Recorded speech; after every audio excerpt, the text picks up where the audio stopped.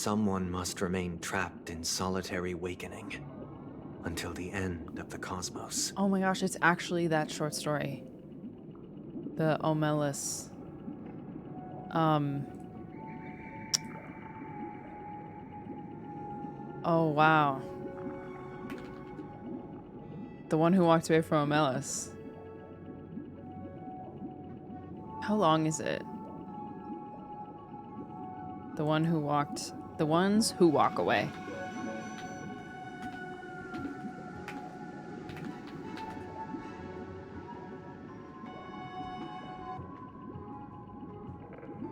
Oh, dang, I almost want to read it.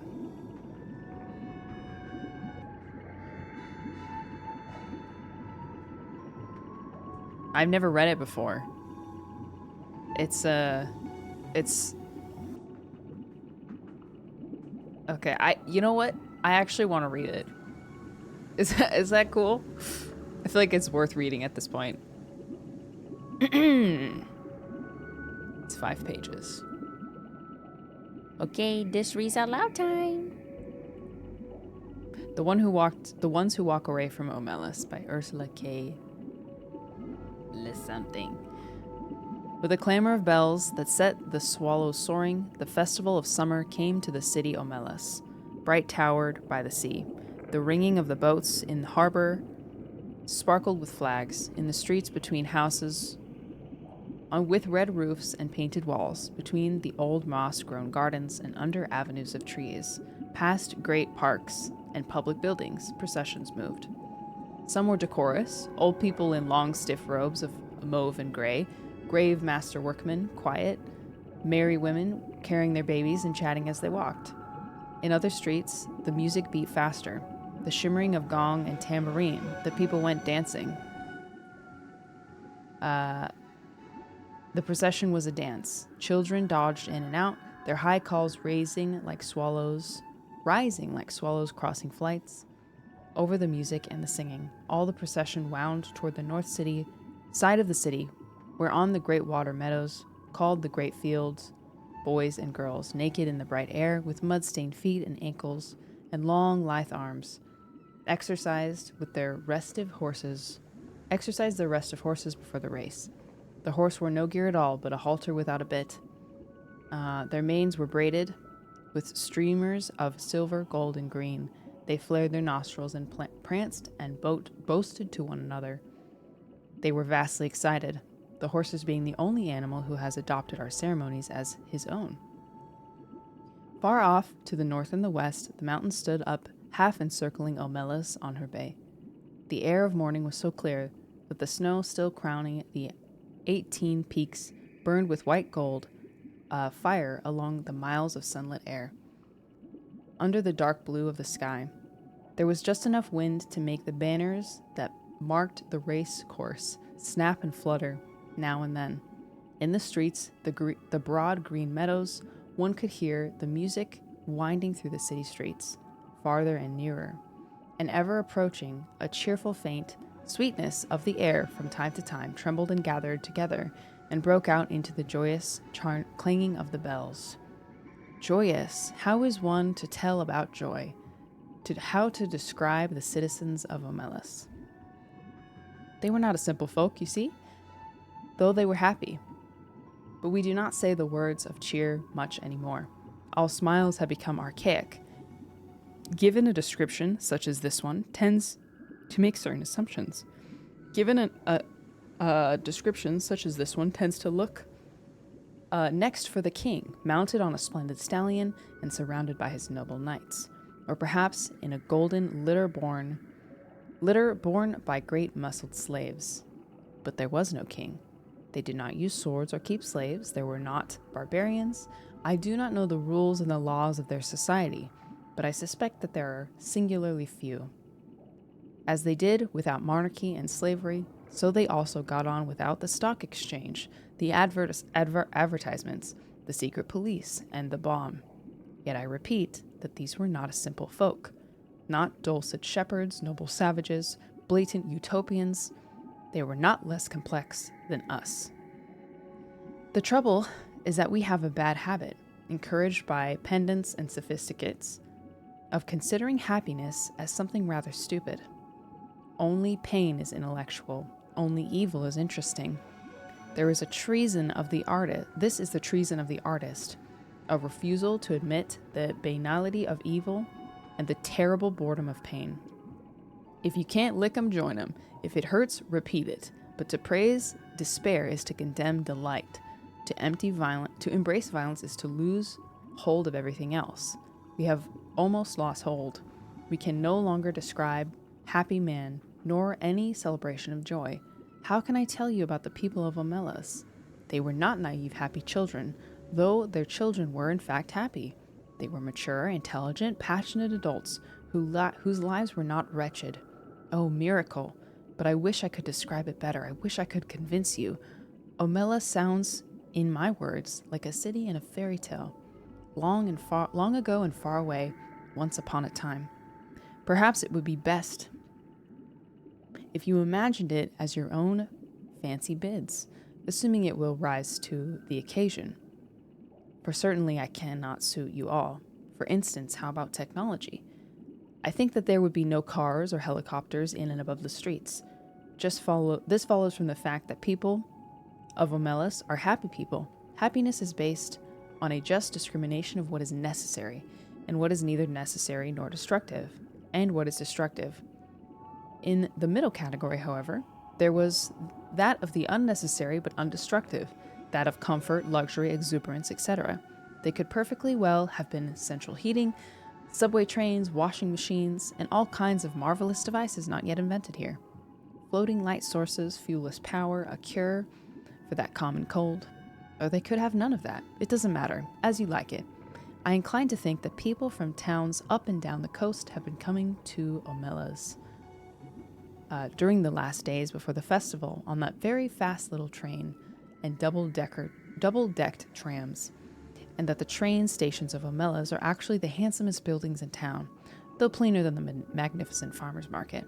But even granted trains, I fear that Omelas so far strikes some of you as goody-goody. Smiles, bells, parades, horses, bleh. So please add an orgy. If an orgy wouldn't help, don't hesitate. Let us not, however, have temples from which issues beautiful nude priests and priestesses, already half in ecstasy and ready to copulate with any man or woman, lover or stranger, whose desire union, I was not expecting that, with the deep godhead of the blood, although that is my first idea. But really it would be better not to have any temple in Omelas, at least not manned temples. Religious, yes. Clergy, no. Surely the beautiful nudes can just wander about, offering themselves like divine souffles to the hunger and the needy of the rapture of the flesh. Let them join the processions. Let tambourines be struck about copulations, and the glory of desire be proclaimed upon the gongs. And a not important point, let the offspring of these beautiful rituals be beloved and looked after by all. One thing I know there is none of in Omelas is guilt. But what else should there be? I thought at first there were no drugs, but that is puritanical. For those who like it, a faint instance, sweetness of Druse may perfume the way of the city. Druse which first brings a great lightness and brilliance to the mind and limbs. And then, after some hours of dreamy languor, the wonderful vision at last of that very arcane and most secret in the universe, as well as the exciting the pleasure of sex beyond all belief. It is not habit forming. For most modest tastes, I think there ought to be beer. What else? What else belongs in the joyous city? A sense of victory, surely. The celebration of courage. But as we did without clergy, let us also do without soldiers.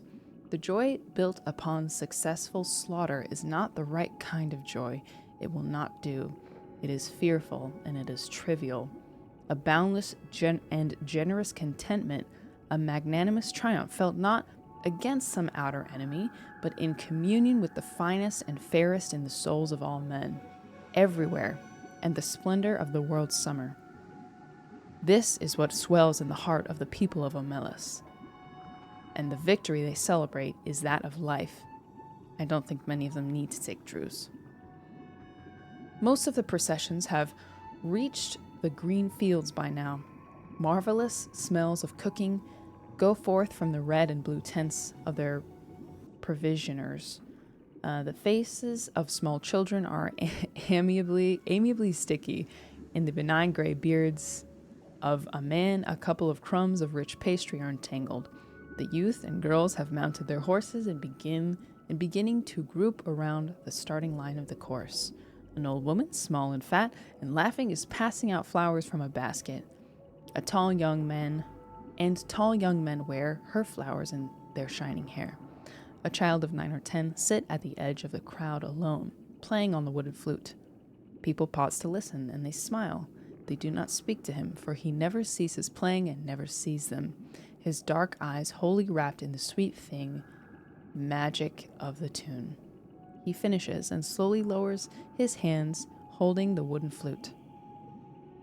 As if that little private silence were the signal, all at once a trumpet sounds from the pavilion near the starting line, imperious, melancholy, piercing. The horses rear their slender legs, and some of them neigh in answer. Sober-faced, the young rider strokes the horse's neck and soothes them, whispering, "Quiet, quiet there, my beauty, my hope." They begin to form in rank along the starting line. The crowd along the racecourse are like a field of grass and flowers in the wind. The festival of summer has begun. Do you believe? Do you accept the festival? The city? The joy? No? Then let me describe one more thing. In a basement under one of the most beautiful public buildings of Omelas, or perhaps in the cellar of one of those spacious private homes, there is a room. It has one locked door and no window. A little light seeps in dustily between cracks on the boards, second-handedly from the cobweb windows somewhere across the cellar. In one corner of a little room and a couple of mops, stiff, clouded, foul-smelling heads stand near a rusty bucket. The floor is dirt, a little damp to the touch, as cellar dirt usually is. The room is about 3 paces long and wide, and a mere broom closet or disused tool room. In the room, a child is sitting. It could be a boy or girl. It looks to be about 6, but it's actually nearly 10. It is feeble-minded. Perhaps it was born defective, or perhaps it has become imbecile through fear, malnutrition, and neglect. It picks its nose and occasionally fumbles vaguely with its toes or genitals as it sits hunched in the corner farthest from the bucket and the 2 mops. It is afraid of the mops. It finds them horrible. It shuts its eyes, but it knows the mops are still standing there. The door is locked and nobody will come. The door is always locked and nobody ever comes, except that sometimes the child has no understanding of time or interval. Sometimes the door rattles terribly and opens, and a person, or several people, are there. One of them may come in and kick the child to make it stand up. The others never come close, but peer in with frightened, disgusted eyes. The food bowl and the water jug are hastily filled. The door is locked. The eyes disappear. The people at the door never say anything, but the child, who has not always lived in the tool room and can remember sunlight and its mother's voice, sometimes speaks. "It will be good," it says. Please let me out. I will be good." They never answer. The child used to scream for help at night and cry a good deal, but now it only makes kind of whinings. It speaks less and less often. It's so thin, there are no calves to its legs. Its belly protrudes. It lives on a half bowl of cornmeal and grease a day. It is naked. Its buttocks and thighs are masses of festering sores. It sits in its own excrement continually. They all know it is there, all the people of Omelas. Some of them have come to see it. Others are content merely to know it's there. They all know it has to be there. Some of them understand why, and some do not, but they all understand that their happiness, the beauty of the city, the tenderness of their friendships, the health of their children, the wisdom of their scholars, the skills of their makers, and even the abundance of their harvest, and the kindly weathers of their skies, depend wholly on this child's abominable misery. This is usually explained to children when they are between 8 and 12, whenever they seem capable of understanding, and most of those who come to see the child are young people, though often enough an adult comes back to see the child. No matter how well the matter has been explained to them, these young spectators are always shocked and sickened at the sight. They feel disgust, which they had thought themselves superior to.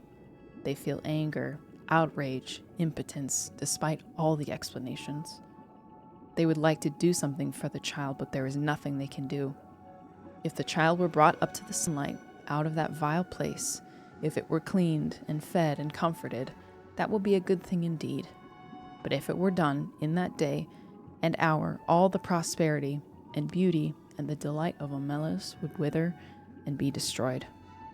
Those are the terms: to exchange all goodness and grace of every life in Omelas for that single, small improvement, to throw away the happiness of thousands for the chance of happiness of one. That would be to let guilt within the walls indeed. The terms are strict and absolute. There may not even be a kind word spoken to the child. Often the young people go home in tears or in a tearless rage when they have seen the child and face this terrible paradox. They may brood over it for weeks or years, but as time goes on, they begin to realize that even if the child could be released, it would not get much good of its freedom. A little vague pleasure of warmth and food, no real doubt, but a little more. It is too degraded and imbecile to know any real joy. It has been too afraid, too long ever to be freed from fear. Its habits too uncouth for it to respond to human treatment. Indeed, after so long it would probably be wretched, without walls about it to protect it, and darkness in its eyes, and its own excrement to sit in. Their tears at the bitter injustice dry when they begin to perceive the terrible justice of reality and to accept it. Yet it is their tears and anger, the trying of their generosity, and the acceptance of their helplessness, which are perhaps the true source of the splendor of their lives. Theirs is no vapid, irresponsible happiness. They know that they, like the child, are not free. They know compassion. It is the existence of the child, their knowledge of its existence, that make possible the nobility of their architecture, the poignancy of their music, the profundity of their science. It is because of the child that they are so gentle with children. They know that if the wretched one were not there sniveling in the dark, the only one, the flute player, could make no joyous music. As the young riders line up in their beauty for the race in the sunlight, their first morning of the summer. Now do you believe them? Are they not more credible? But there is one more thing to tell, and it is quite incredible. At times, one of the adolescent girls or boys who go to see the child does not go home to weep or rage, does not in fact go home at all. Sometimes also a man or woman who is much older falls silent for a day or two, then leaves home. These people go out into the street and walk down the street alone. They keep walking and walk straight out of the city of Omelas, through the beautiful gates. They keep walking along the farmlands of Omelas. Each one goes alone, youth or girl, man or woman. Night falls. The traveler must pass down the village streets, between the houses with yellow lit windows, and on out into the darkness of the fields. Each one alone, they go west or north toward the mountains. They go on. They leave Omelas. They walk ahead into the darkness, and they do not come back. The place they go toward is a place even less imaginable to most of us than the city of happiness. I cannot describe it at all. It is possible that it does not exist. But they seem to know where they're going, the ones who walk away from Omelas.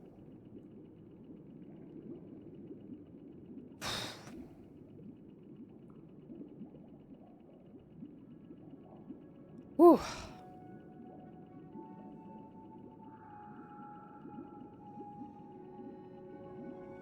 Goodness. Oh, some tough sections in there. That was a heavy text. Yeah.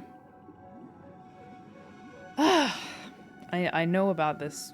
I knew the story of it because my dad said it's one of his favorites. He told me about it, but that's my first time reading it. This is the ones who walk away from Omelis by Ursula K. Last name I can't pronounce. So yeah, we started reading it because of Sunday's proposed plan. It's directly from the city of. It's directly ripped from this short story.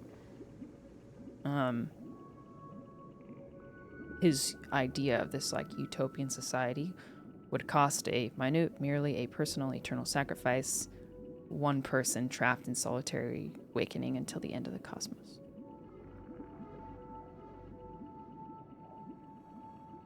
You should make audiobooks. I'm sorry, did you not hear how many times I stumbled over my own words?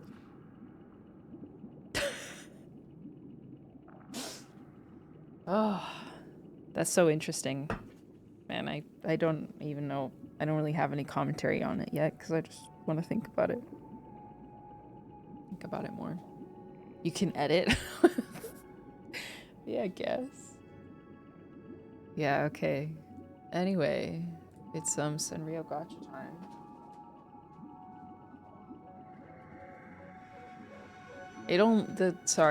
The only thought I have in relation to Sunday's proposal is the solution in that story.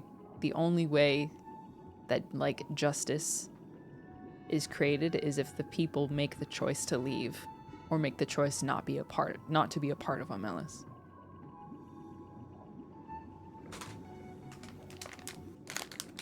A little one.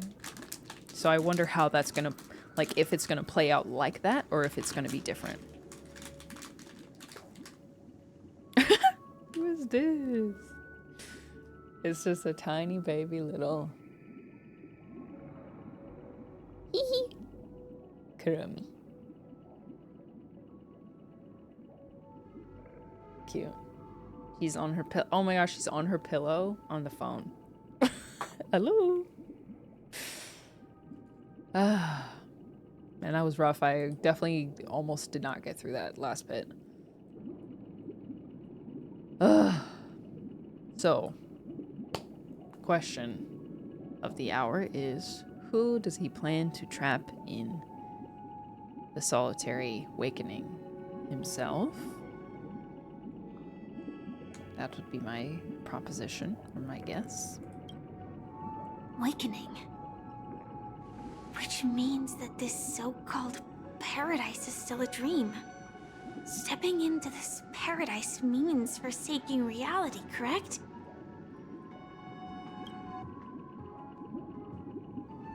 It is not forsaking, but transcending.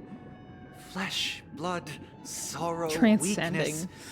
If the physical is the root of spiritual suffering, it is only logical that we defeat it. He's tripping. But in this supposed bliss, people won't have defeated their demons. The chance to overcome their tribulations would be forever lost to them. In other words, it is an escape. Yeah, you tell him. You tell him, That's Firefly. another way of understanding it. But there is no shame in escape. On the contrary, the seeds of escape exist in everyone's hearts. But you don't get to make that decision for everyone. Don't you agree, Miss Firefly? And as to why we sleep, it is because we are afraid to awaken from our dreams. No, I sleep so I can get 8.5 hours of sleep so I can live another day. My God. But this is not in conflict with the grand plan. Only in acknowledging this can we truly understand the frailty of human nature, and from there, show compassion and protection.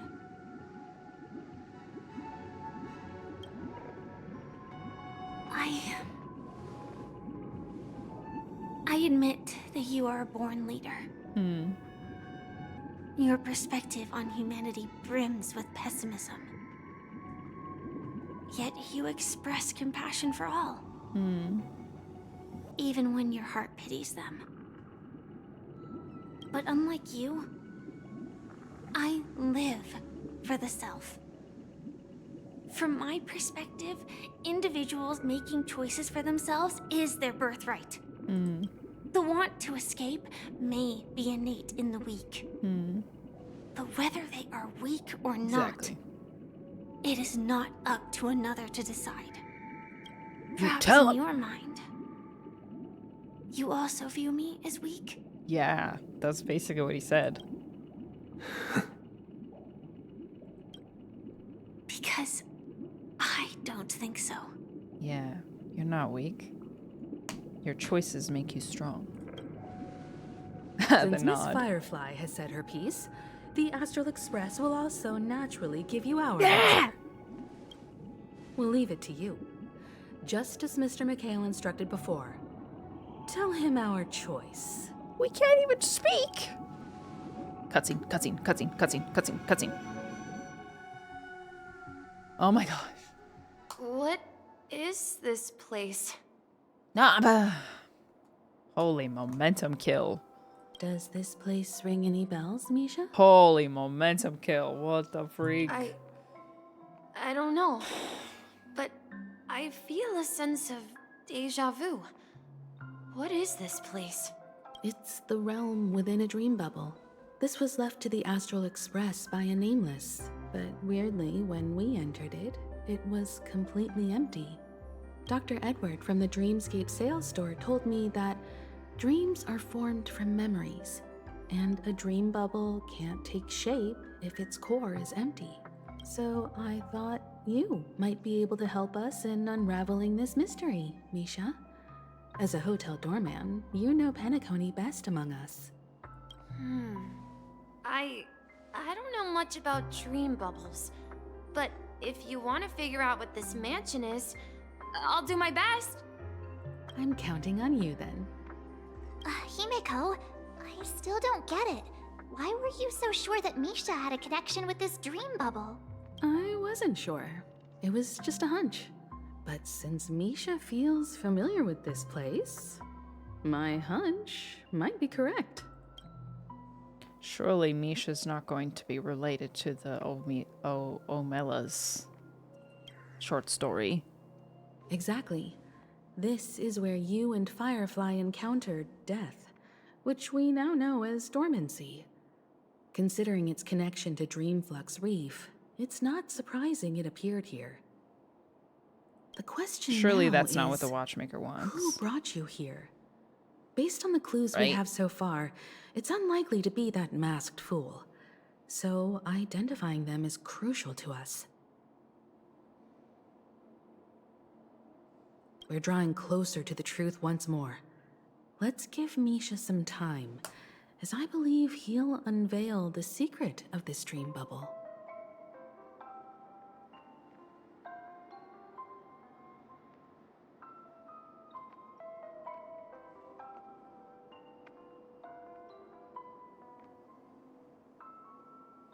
Sorry guys, one sec.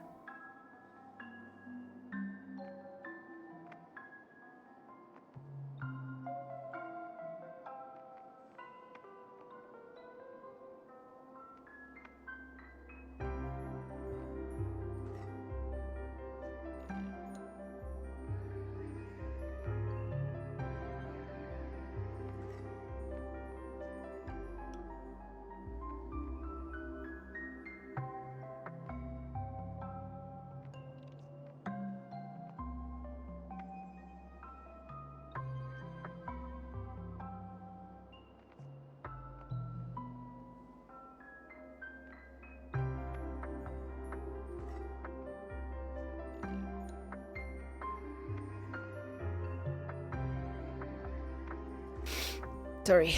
All right, but there are doors all over the place. Which one should we choose? Do you have any idea, Misha? I guess Maybe this way? I wasn't staring at the floor, I was staring at my phone. It was just really lost in thought, you know? It was a very thought-provoking short story. Catch, thank you for the Prime sub. Alex, thank you for the 4 months. Okay, chat. Where... Am I gonna get another, like, stopping point soon? Or should this be my stopping point? Because I probably have, like, another hour of energy left in me. That's my guess.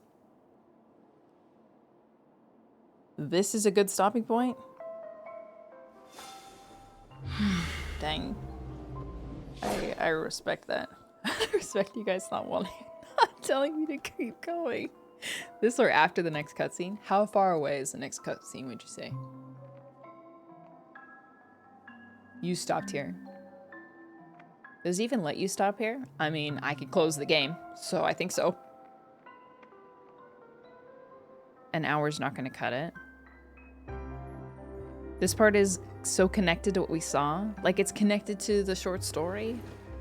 You're not gonna want to stop after this.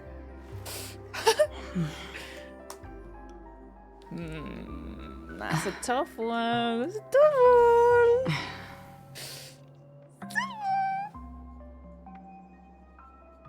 How much do you think I have left? Like 4 hours? This part, next part is too engrossing. So you think we should save that for like all in one go type of thing? I really was intending to just like power through today, but stuff happened and I couldn't. 3 to 4 hours. Yeah, okay. All right. I will do that. I'm sorry for those who were hoping to see it all in one go. And my viewer count is going up because we're getting closer. I honestly, I'm tired. I am tired. I should go to sleep. It's gotta be peak. Listen, we'll come back tomorrow. Okay? Taking philosophy like you did with his 3 questions, it'll be 7 hours. Yeah, that's the thing. Whatever the projected amount of time it's gonna take is to like finish a quest, just multiply it by by like 130%, and that's where you'll find me. Wait, no, multiply it by 1.3, and that's where you get. But yeah, actual day stream tomorrow. What day is it? Saturday? Ideally. I do have some stuff I need to take care of. Oh gosh. Yes. I want to be focused, you know? Save. Pause and save. See? I think I would like to be refreshed and ready to go for the last leg. The last leg of it. I think that would be best. Don't forget to dream of Kaya. Oh, don't worry. Next day felt better. Yeah, I'm sleepy. I don't want to be rushing through the end. That's no good. Okay, chat. Thank you for watching. Thank you for indulging me. I hope that the short story reading was enjoyable. Or like helped your like experience a little bit. I'm just gonna end. Have a wonderful time zone. Have a fantastic 24-hour period. And I'll see you, ideally, somewhere past 12 p.m. Pacific time tomorrow. 12 p.m. Yes, 12 p.m. Pacific time tomorrow. Oyasumi. Good night.